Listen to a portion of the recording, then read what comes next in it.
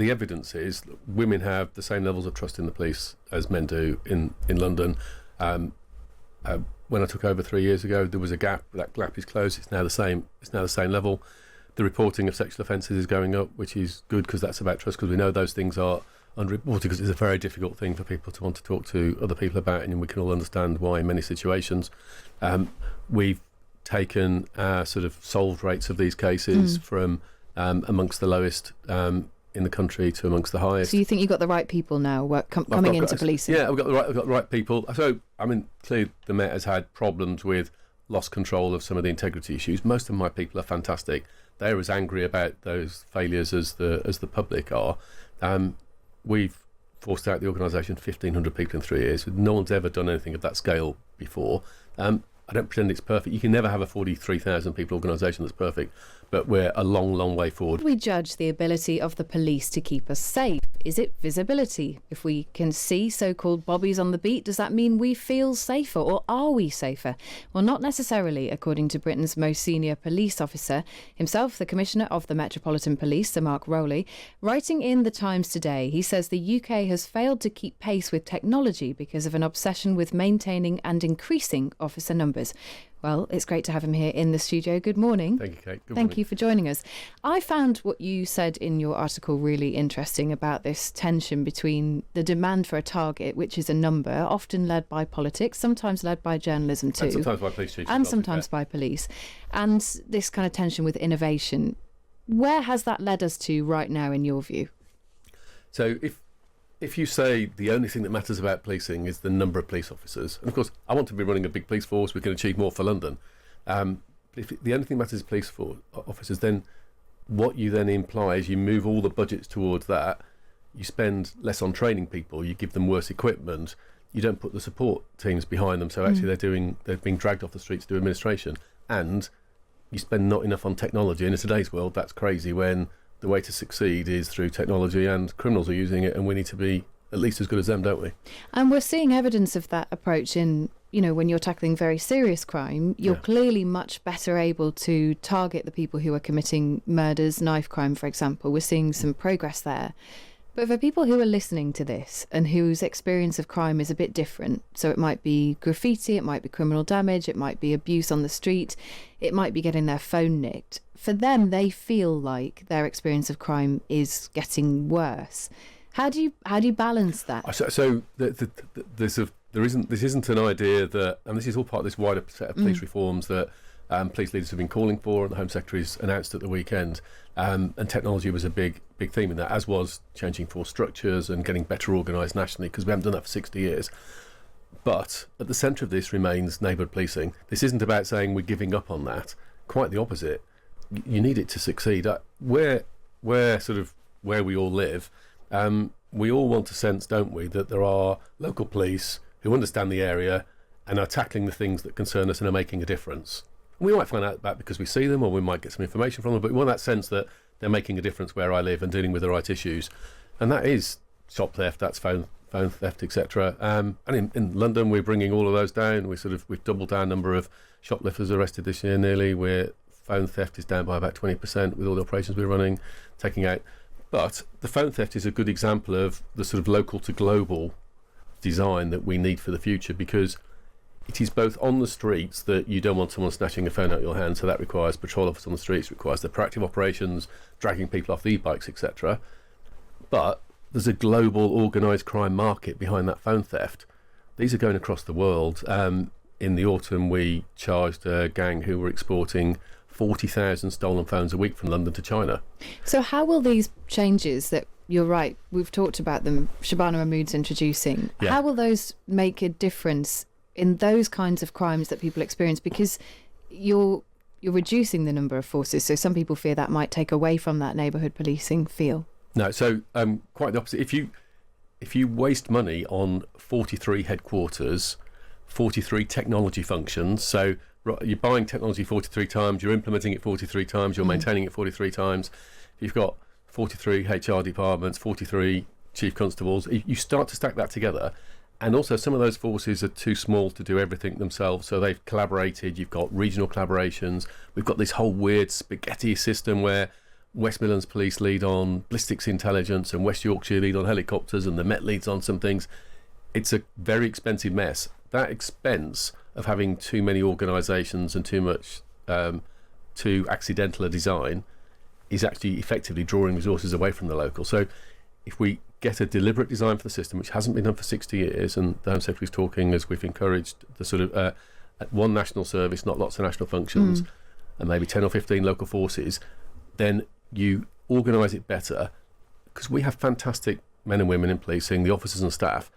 We're not always setting them up to succeed. If you organise it better, you can give them the technology, the training, the skills, and whether they're working on the streets where you live, tackling the things that you see, or whether they're tackling the organised crime threats behind it that you don't see, you can join that up much better and make people safer. Would you like to see it happen more quickly? Because we're talking the 2030s. It's not going to happen for a long time, and even then, that's only the beginnings of it. So this is big institutions changing like this is not something. I would love it to happen on the 1st of April. On the 1st of April next year. That's completely ridiculous. You need a magic wand to be able to do that. But we can see a path to get there where, as you say, as police chiefs, we've been arguing for this, and it's good the Home Secretary's put this sort of radical paper out, where we sort of start to look at the new structures of forces over the next few months. The Home Secretary is sort of getting someone to look at what that looks like, how many forces you have, and you start to bring the first ones together after that, and then the national police force forms in the next 2 or 3 years, and then in due course you start to add all the extra functions into it, like counter-terrorism from the Met. And can I ask about counter-terror? Because you have obviously experience of counter-terror policing. I mean, the argument is if you make it its own entity and its own body, it will be able to achieve more. What will it be able to do that it couldn't do before? So none of this is. So this isn't about saying that the National Crime Agency, which leads on organised crime, or the counter-terrorism policing function, which we lead from in the Met, it's not about saying those aren't working today. Well, some of it is about saying it doesn't work, though, isn't it? You've got to be honest about it. Some of it is about saying it doesn't work as well as it could. I suppose that's the question for some people. What might it be able to do better? So what it might be able to... But I think that's what it can do better rather than saying it's failing today. I think that's important. I understand why you want to make that distinction. The issue is, though, they're separate bodies. We have separate functions leading all sorts of their operational functions, leading some national intelligence work, public order work. The National Coordination Centre for Violence Against Women and Girls is run out of College of Policing. These are different threats that we're confronting, but some of the underpinning issues, like the exploitation of technology by criminals, those are consistent issues. And building systems to deal with that multiple times doesn't work. So bringing that together, you'll get some greater efficiencies. And we are seeing increasing bleed over between the criminals who are. So we've seen hostile states. Some of the hostile state work that we've been doing in counter-terrorism, where you've got states employing people to commit arsons, to attack people. They're doing that through the dark web, and sometimes they're just basically finding a sort of an organised criminal or a second-rate criminal. They're sort of so maybe hiring online. Maybe a better focus on that. So those crossovers give you an opportunity. Can we talk about AI? West Midlands Police have turned off their AI tool because they're worried it makes things up or it creates hallucinations. Is there a review across the board? Are you reviewing your use of AI in the Met? So we're using AI, and we're going to keep using sort of technology increasingly in the future. You just got to be very careful and thoughtful about how you do it. What this can't be is people being arrested without any thought from a human being. That is not a world that we want to end up in. There's films like that. People are really sceptical about the use of AI. I mean, some people say introducing AI means I'll never have contact with a real police officer. If I need to report a crime, I might just get an AI bot saying, "Here's your crime number. That's you done with the police." So, I mean, there's some examples out there, but the flip argument of that is, if you're having fewer people in call centres, you can have more people on the beat patrolling your neighbourhood. But would that be good enough for you? If I get my bike nicked... It depends what you're phoning up for. If you're phoning up for a simple bit of advice, then you'd probably be happy with that if it gets dealt with quickly, and we'd be happy with that. If you're phoning up because you've been attacked, being dealt with by a bot isn't the right answer. So we've got to be thoughtful about it. But a different example on sort of a type of AI is the facial recognition operations we've been running. So I think it really illustrates the problem, hopefully well, to sort of to the listeners today. Officers, if I gave you a briefing, how many photos could you recognise when you're out on the street? If 10, I'm not 20? One of those super face people, probably not so many. 10, 20, 30 at best if you're fairly good. We can put there are tens of thousands of people who are wanted in London, sort of wanted from court warrants, wanted because we know they're so. And we know lots that of people, I think it recognises all of those. That application of AI is obviously a really useful tool. What I'm asking about is slightly different. I'm asking about how people interact with the police in future, that they may never speak to a police officer. They may only interact with an AI. No, definitely not. That's not the future. That's not what's going to happen in the That's not the future, no. But if even with your bike being nicked. Even because last time this happened to me, bike got nicked. I ended up going through an online system and they said, here you go, here's your crime number. I never got anybody to speak to me about it. And that's most people's experience of that kind of a crime, which you would probably call low level, but for someone who's invested in it, it's very personal. So the administration of reporting your bike stolen, actually, it's not that different to going to an insurance company in the sense if you want to put the details in. But I think the thing that matters is the quality of the follow-up and how well we follow up in terms of is there any investigative opportunity in following that up. And sort of we're solving more of these cases. These cases are coming down. We haven't always got it right, and maybe we didn't get your case right in the follow-up. Well, it's not about me. I mean, there are a lot of people messaging in. For example, someone said here, I don't mention my name, but even my mother would know where to buy drugs in her local area. She's not seen a policeman on the beat, though, for maybe 10 years. And that's a significant problem. And lots of people will be able to tell you where that's happening in their local neighbourhood. So they still don't feel safe, is the point. So your feeling of safety comes back to where we started.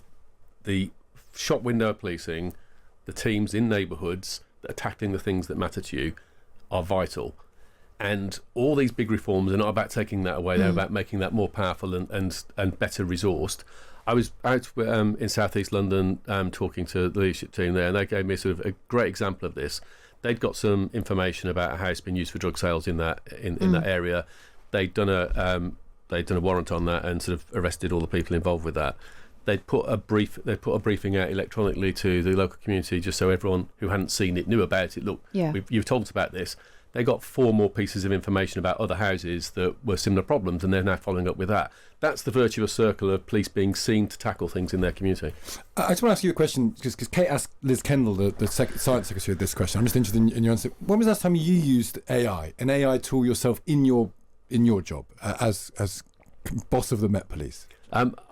I'm not using it day in and day out in my own job. I do sort of sometimes at home when I'm researching a question, like probably we all do. Sometimes I'll go into Google, sometimes I'll go into ChatGPT. So it has, and sometimes it's helpful, sometimes it's not. It's not. I'm just interested to get one of the themes of this show is that how's it taking over our working lives or not. I'm just interested. Has it entered your own working life as the boss of the Met Police? So if I look at sort of the team around me, supporting me and the Deputy Commissioner, researching lots of issues, sometimes it's helpful for them and they're using it very widely in research. We're looking at an organisation about what administration have we got in the organisation where we're wasting money that we can sort of automate. So we're using it corporately. So in my position, I don't end up doing a lot of my own administration, so I'm probably a bad example of that. But the power of it is enormous. I mean, facial recognition, last year we arrested over 1,000 people. Those hotspot operations are so successful. We arrested over 1,000 people. It only wrongly identified 8 people. 4 of those were not even stopped because it was obviously a mismatch. 4 of those were stopped and spoken to briefly and then went on their way. So if you compare that to the accuracy of police instinct stopping people on the street, it's far less intrusive. And a lot of those people are sex offenders who are wanted. A lot of the violence offenders. It is so powerful. And it's not the decision maker, but it's giving officers fantastic information to make good decisions to arrest people. Can I ask you? You mentioned, sexual offenders. We had a government minister, on the programme a couple of weeks ago now, I think, and we asked the policing minister whether she would be able to trust the police, whether women can trust the police. Now, she wasn't able to say yes. In fact, she didn't answer yes. She answered in a different way. She said we should be able to trust the police, but that there was a long way to go. Do you think women in London can trust the police? Yes. Are you confident of that? Because there have been so many instances where you and your predecessors have said, don't worry, we've fixed the problem, and that's been shown not to be the case. So we're an organisation that, the evidence is women have the same levels of trust in the police as men do in London. When I took over 3 years ago, there was a gap. That gap is closed. It's now the same level. The reporting of sexual offences is going up, which is good because that's about trust, because we know those things are underreported because it's a very difficult thing for people to want to talk to other people about, and we can all understand why in many situations. We've taken our sort of solved rates of these cases from amongst the lowest in the country to amongst the highest. So you think you've got the right people now coming into policing? Yeah, we've got the right people. So, I mean, clearly the Met has had problems with lost control of some of the integrity issues. Most of my people are fantastic. They're as angry about those failures as the public are. We've forced out the organisation 1,500 people in 3 years. No one's ever done anything of that scale before. I don't pretend it's perfect. You can never have a 43,000 people organisation that's perfect, but we're a long, long way forward. We've tightened the front door in terms of vetting. We've looked back at legacy issues and removed a lot of those people, and you saw we won a judicial review on that yesterday, possibly. And we've got 3 times as many people reporting cases in the organisation, which is flushing out contemporary issues. So we're very robust, and we've covered a lot of ground, and we're seeing more reports, and we're solving more cases for victims. But the conviction rate is still incredibly low for most sexual offences, including rape. It's still incredibly low. So our charge rate for rape at the moment is around sort of 14-15%. Conviction rate. There's a challenge. The justice system is a whole different question. It's a bit of a mess. Completely a bit of a mess. I mean, just to give you one example that really disturbs me about in London. So we charged an offender with coercive control, a sort of domestic violence situation, coercive control, last September, offences that have been committed sort of end of 24 or through into 25, and he's going on trial in January 2030. If you're the does that frustrate you? I think it's outrageous. If you're the victim of that, you've had the courage to come forward. You're in a coercive controlling relationship. That's hard to imagine how that feels if you're not in it. The bravery of the woman to come forward and confront that, and we've supported her, and we've got a case to charge, and now she's got to wait till January 2030 for that sort of case to be executed by the court. Do you feel she's being let down? Completely. And so I mean that's why the Justice Secretary is obviously trying to do some radical reforms which are contentious, and you've probably done interviews and some of those, but even Labour can't agree with themselves on that. But sort of I'm not going to get into the politics of it, but an independent judge, Sir Brian Leveson, very, very experienced former senior judge, has looked at what's the set of radical things that can get the system moving again, and we desperately need that, because victims like that, we can do a better and better job supporting them than we are. But we need the court system to follow through on it. At the moment, it can't. I want to ask you finally, we've got to let you go. We've been talking about the policing reforms and talking about the right kind of people in the right kind of jobs. There's going to be a national police service. Big job. Needs somebody to step into those shoes. Might you consider that yourself? I'm very happy doing what I'm doing at the moment. Oh, that's Apollo. You said you wouldn't do the politics. You've just done the politics. No, come on, strip the politics. If my country comes calling. That's if the ball. What's that one? If the ball comes out the back of the scrum. No, I'm not going to get into that. So I retired from policing like sort of several years ago, and then was tempted back into this job. I'm so privileged to lead the men and women of the Met who are doing some amazing work. And I'm pleased that the views of myself and other senior chiefs across the country have been listened to by government in these radical reforms to finally get policing organised for today, rather than what we have is a sort of tweaked, adjusted, bastardised system that was designed 60 years ago and that's out of date for today's threats. Well, it's not a no. So Mark Rowley, thank you very much. Let's not make a psychodrama out of that, please. Thank you very much for joining us on the programme. Thanks Great for the to have interview. you Take care. Thank you. Psychodrama is very much the that's the theme for Kemi Badenoch's speech later, isn't it? Yeah, the word of the week.